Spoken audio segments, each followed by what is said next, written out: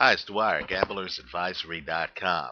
Here to talk about a betting opportunity I see for this weekend in the Yoan Hernandez versus Steve Herelius cruiserweight fight that's going to take place in Germany on Saturday, just in a few hours. I'm on the West Coast in the United States. Um, Let me just say this. The opinion you should follow should be your own. Just consider this video to be a second opinion from a complete stranger online. Let me just say this. First, some housekeeping. The Arthur Abraham versus Stefan Bosic fight, the odds have shifted since I made the video just a few hours ago. Apparently, a bunch of money has come in on Abraham by KO. My point to you is simply, if you're a straddler, and I believe the line right now has shifted to minus 275 Abraham by KO. If you're a straddler, it's still all good. Because keep in mind, that necessarily means that the odds on Bosic by KO, in other words, your insurance play, has also shifted. As long as you're able to cheaply insure your position by putting some on Bosic by KO, it should work out. And so look at the math. When I made the video, Bosic by KO was a 10 to 1 to 12 to 1 long shot to win by KO. The last time I looked on oddschecker.com, and that's where you want to look for all of your odds. It has several sports books listed, and you want to get the best odds possible. Right? The last time I looked on oddschecker.com, Bosic was as high as a 17 to 1 to win by knockout.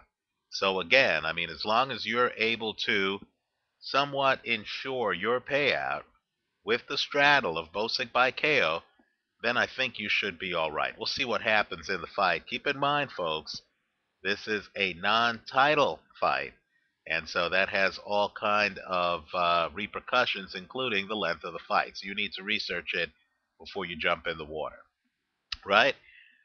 Let me also say, too, Enid Lacina against Steve Cunningham. I believe Steve Cunningham wins that going away, but I don't like betting on minus 600 favorites, so I'm staying away from that fight, right? Lacina is the kind of fighter who's stationary. He's right in front of Cunningham. Anytime Cunningham has a foot speed advantage on you and you're relatively stationary, then he's able to beat you with foot speed and volume, right? Lacina just doesn't hit hard enough to materially change this fight. I don't believe he is Tomas Ademic, who beat Cunningham in Newark more than a year ago. Okay, let's talk about this fight. What intrigues me with Yoan Hernandez against Stephen Herelius is that Herelius breaks all the rules. He's the underdog. I've seen him as high as a plus 240 underdog. Herelius breaks all the rules. He doesn't follow the rule book. He jogs around the ring with his hands down. He often will, allow the other fighter to pin him on the ropes. But simply put, he is, in my opinion, one of the smoothest, one of the most effective defensive fighters in the game. You can teach someone how to do defense and you can say to him, hey, keep your hands up and all this other stuff. But we all know that it's the person who chucks the rule book and who develops their own style, understands the right way to do it, but then goes about doing it their way, who actually has the edge. And all I'm saying is Herelius has only lost once in his career. Let me just say that loss is questionable. It's to Albert Sosnowski. And all I could say is if you look on YouTube at that loss, it was a premature stoppage by the referee. That fight should never have been stopped. Herelius, quite frankly, in my opinion, is the more advanced fighter in this matchup, even though he's the underdog, and even though he has a height disadvantage. He's something like 4 inches shorter than Yoan Hernandez. But here is the bet that I'm interested in. It's the over 8.5 rounds. Hernandez only has 12 knockouts on his record, as does Herelius. There is no way that Hernandez, who strikes me, unfortunately, as a pretty basic fighter, right?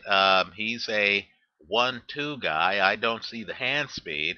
I don't see the foot speed, right? He got knocked out by Wayne Brathwaite in 2008. That was only a 3-round fight.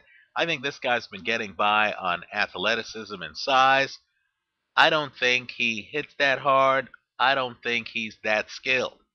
And so all of that said, the idea that this guy, even in Germany, is going to somehow catch up to Steve Herelius before the midway point of the ninth round, I just don't see it happening. In fact, I'm more worried about Herelius, the underdog, stopping Hernandez and wrecking my over-under play than I am Hernandez stopping Herelius.